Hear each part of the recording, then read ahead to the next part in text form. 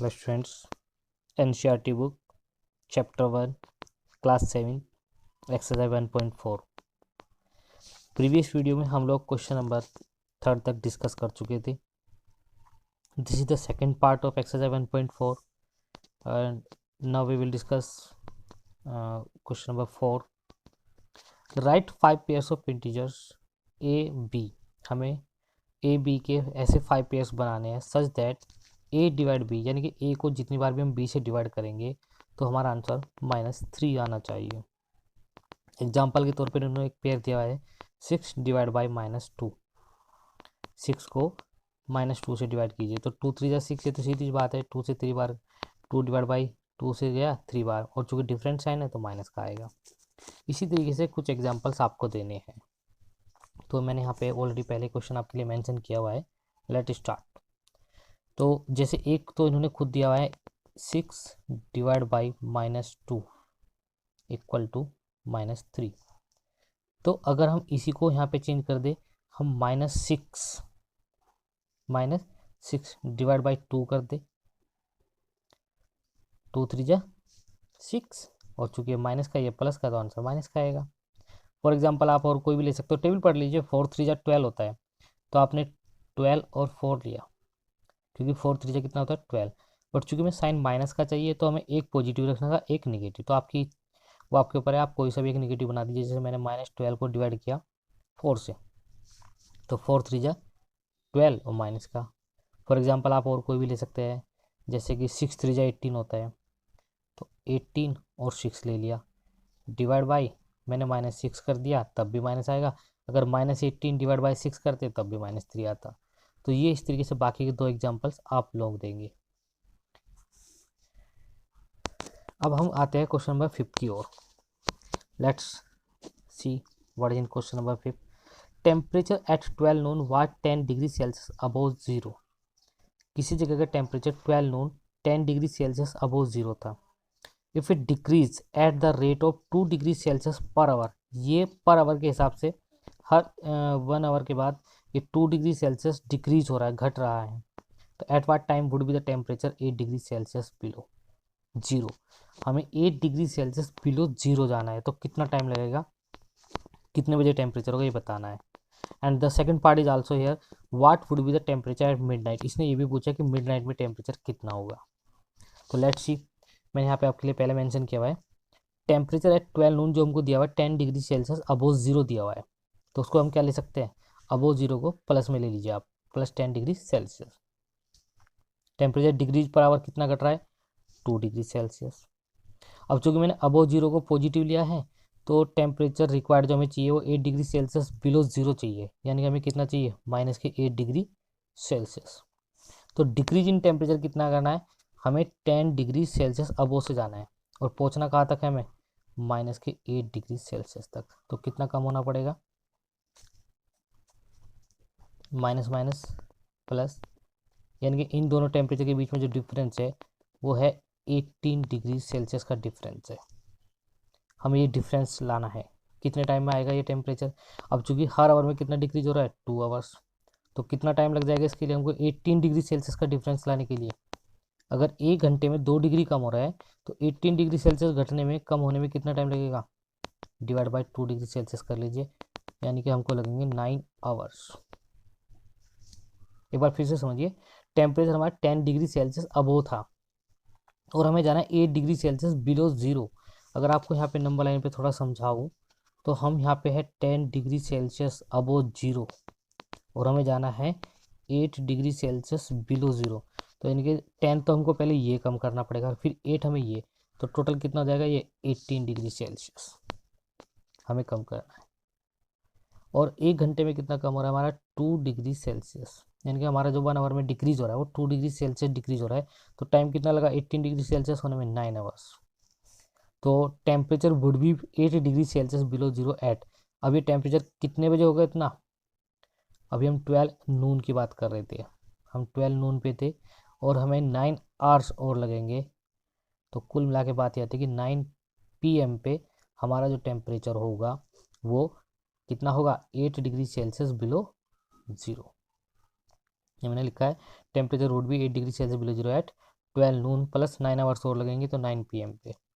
अब देखिए time from, उसने सेकंड पार्ट में पूछा कि बताइए 12 मिडनाइट कितना टेम्परेचर होगा। तो पहले टाइम देखते हैं कितना लग गया, 12 नून से 12 मिडनाइट तक का कितना टाइम हो गया आपका। यस 12 आवर्स, 12 घंटे हो गए आपके ये। अब एक डिक्रीज इन टेम्परेचर 1 घंटे में कितना कम होता है, 2 डिग्री सेल्सियस। तो 12 आवर्स में कितना कम हो जाएगा, 12, इसमें हमें 12 आवर्स में बताना है कितना कम हो जाएगा। Decrease in temperature in 12 hours में कितना हो जाएगा, 12 इंटू 2 डिग्री सेल्सियस, कुल मिला करके 24 डिग्री सेल्सियस हमारा टेम्परेचर कम हो जाएगा। अभी टेम्परेचर 12 मिडनाइट कितना हो जाएगा, पहले कितना था 10 डिग्री सेल्सियस था 12 नून पे, और 24 डिग्री सेल्सियस और कम हो रहा है। तो कुल मिलाकर के हमारा जो टेम्परेचर होगा वो मिडनाइट में 14 डिग्री सेल्सियस हो जाएगा। एक बार फिर से मैं रिपीट कर देता हूँ, जो 12 नून टेम्परेचर दिया हुआ था 10 डिग्री सेल्सियस अबो जीरो दिया हुआ था, तो अबो को मैंने पॉजिटिव लिया हुआ है। हर घंटे जो टेम्परेचर कम हो रहा है वो 2 डिग्री सेल्सियस कम हो रहा है। और हमें जो टेम्परेचर रिक्वायर्ड मांगा गया है 8 डिग्री सेल्सियस बिलो जीरो, यानी कि -8 डिग्री सेल्सियस मांगा गया है।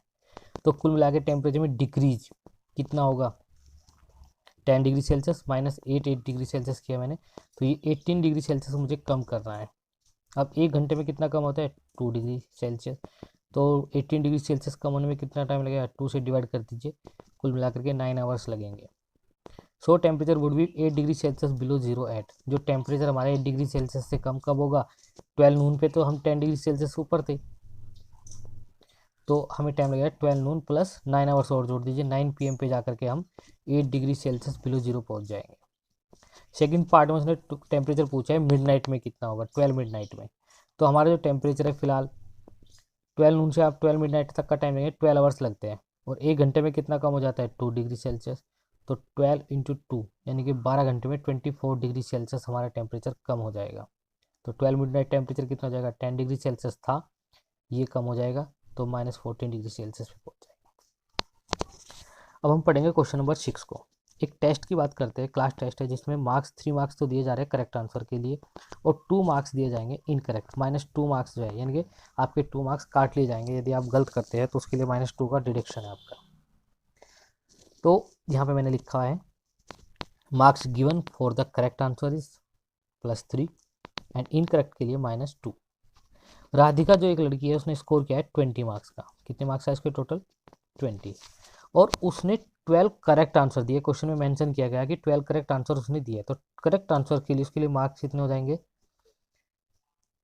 12 करेक्ट आंसर है चूंकि, और करेक्ट आंसर के लिए कितना दिया जा रहा है, +3, तो उसको 36 मार्क्स जो है करेक्ट के लिए दिए गए। अब उसके इनकरेक्ट के कितने हुए, तो आपको पता है टोटल मार्क्स कितने हैं उसके, 20, और करेक्ट अगर हम 20 टोटल मार्क्स में से 20 जो आपको करेक्ट आंसर्स पे जो मार्क्स मिले, टोटल मार्क्स में से करेक्ट आंसर्स वाले मार्क्स हम सब्ट्रैक्ट कर देते हैं, तो इनकरेक्ट वाले बचेंगे हमारे। तो हमारे कितने बचेंगे, -16, यानी कि जो इनकरेक्ट क्वेश्चन हमने किए हैं उस पर -16 मार्क्स हमारे आएंगे। यानी कि हमने जो रॉन्ग किया है, इनकरेक्ट क्वेश्चन जो हमने किए हुए उसके लिए हमारे कितने होंगे, -16। तो अब हमें बताने कि -16 हमें कितने क्वेश्चन पे मिले हैं, कितने क्वेश्चन गलत किए हमने, कितने रॉन्ग थे हमारे, तो एक पे मिलते हैं हम लोगों को -2 मेंशन किया हुआ है। एक इनकरेक्ट के लिए कितने हैं, -2, और मिले कितने हमको, -16। तो इससे बात प्रूफ हो जाती है कि हमारे क्वेश्चन है 8, बिकॉज 2 8 जा 16, और दोनों के साइन सेम है तो आंसर पॉजिटिव होगा। 8 इनकरेक्ट यानी कि हमने गलत आंसर जो दिए है वो 8 क्वेश्चंस के दिए हैं, जिनकी वजह से हमको मिले -16, करेक्ट के मिले थे हमको 36, दोनों का टोटल आप करके देखेंगे तो भी 20 आएगा। भाई आपको करेक्ट के लिए मिले 36 और इनकरेक्ट के लिए कितने मिले आपको, -16, तो आप देखेंगे आपको कितने बैठते हैं, 20 मार्क्स, दैट इज। इसके नेक्स्ट पार्ट को आप खुद देखेंगे, यहाँ पर अब की बार मोहिनी के साथ भी ऐसे किया गया है, तो आपको ये खुद से चेक करना है, फिर राकेश के लिए आपको ऐसे करना है। एक एलिवेटर दिया हुआ है, डिसेंट्स जो है ना वो 6 मिनट पर मिनट के हिसाब से, 6 मीटर पर मिनट के हिसाब से डिसेंट होता है, नीचे की ओर जाता है। तो it descent start from 10 metre above ground से ये स्टार्ट होता है, और इसको जो है ना नीचे पहुंचना होता है -350।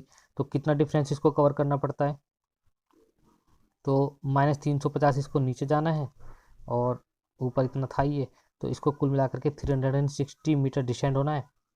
और हर मीटर में कितना डिस्टेंस 6 मीटर, तो आप इसको डिवाइड कर देंगे 360 मीटर बाई 6, जब आप इसको डिवाइड करेंगे तो आपका आंसर आ जाएगा, यानी कि 60 मिनट इसको लगेंगे, बोले तो 1 आवर।